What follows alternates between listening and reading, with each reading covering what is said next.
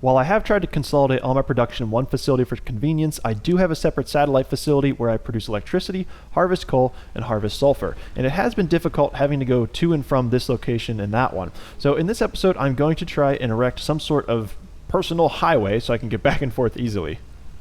That highway will come in the form of hypertubes, and to unlock the hypertubes, I'm going to head into the terminal and put in all of the items I need to unlock the next tier.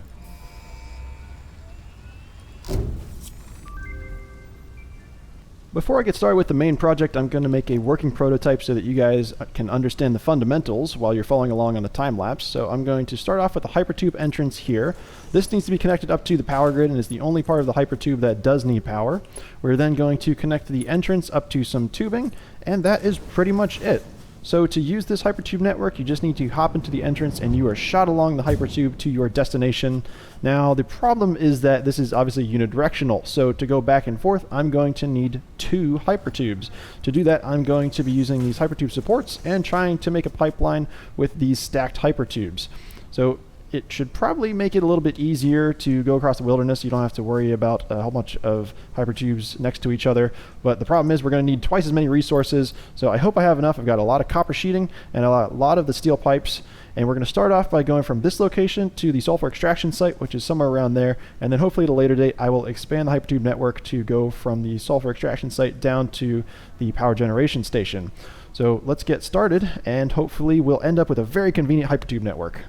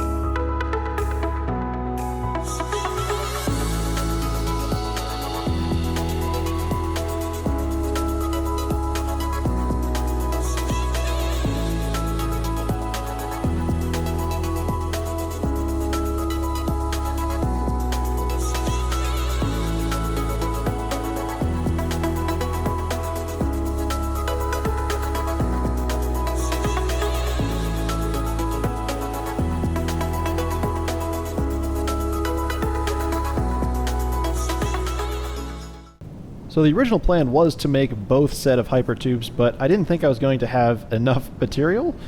So I just went with the one set, which would allow me to transport myself back to the base to get more stuff to build up the other set. So I'm actually kind of surprised that it's working. I didn't really have to go as far as I thought I was going to, but I'm excited to give it a try. So let's hop in and see how it goes. You know what, I think the best part is not really the speed so much as the fact that I don't have to do anything. So I'm noticing these gates opening and closing. The color of the tubing just goes from red to green. I noticed that on the way too, which is unusual, but it looks like everything's working just fine. Moving pretty quickly, and this is pretty huge. I'm actually struggling to comprehend just how amazing this is. It almost looks like, oh God! So I think I might need to create something a little bit softer here. And I do have this, oh no, I need something for the jelly pad. So that should work right about there because it's right in between here and that rock which I was flung into earlier. Now the annoying thing about some of these pieces of equipment is that they require electricity. I really thought this was going to be a passive item, but it actually requires 5 megawatts. And that really does add up. So I love the look of this thing, and I'm really happy that I can reuse it because I had one earlier in the middle of my factory floor that was just the landing pad for a 45-degree tilted launch pad. So you would get flung through the air and then land in this safely, but now it will hopefully prevent me from just getting smashed up against that rock, which it didn't kill me, so it's not a big problem. But now that I have a bunch more of the steel pipe, I am going to connect the remaining hypertube up to the existing system. I have all of the structural supports ready, so it should be a pretty easy task. So just a lot more to add. It looks like we kind of almost get a first-person view of the top one while we traverse the bottom one. So just going to go back and forth and add in the rest of the network. So the hypertube network is complete. Now time to give it the full test run. I think the velocity with which you travel is subject to gravity, so into the jelly pad! Perfect! Awesome, perfect landing. 10 out of 10. So let's go ahead and test the final direction. Well, it appears that everything is going well with the hypertube network.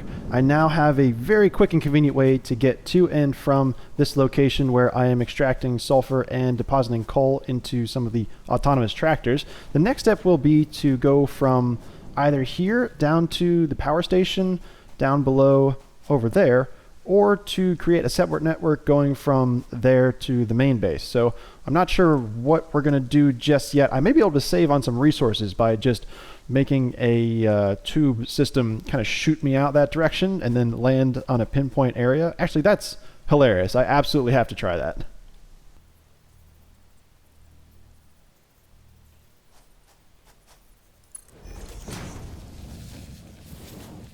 Okay, that looks pretty good. Now the problem will be I don't know where I'm going to need the jelly landing pad, so I'm going to have to do this once with no safety net, so wish me luck. I'm almost certain that I'm going to die here, but it's going to be fun. So let's get some speed and let's... Whoa.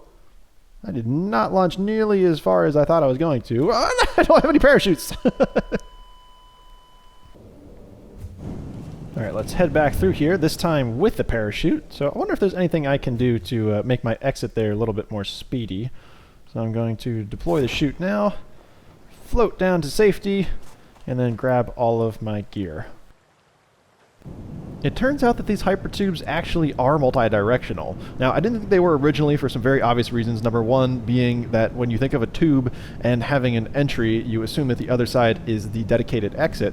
And the other reason being you can see the air being sucked into one side of the tube. So I assumed that that meant it was permanently set to fling you in that direction. But if we add an entrance to this other tube here, which was previously flowing in this direction only, and then connect that up to the power, you can see that it is going to allow us to go in this direction.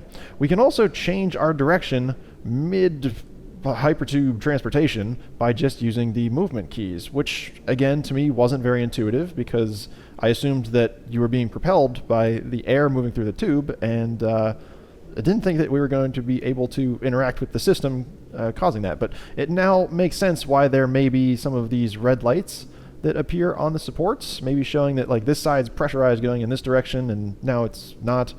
Who knows? There is a multiplayer component to this game, and so I would be interested to see how it works when you have multiple people entering a hypertube, and if they enter the same section, then they can't both be going different directions unless this game operates on some sort of physical properties that are alien to us.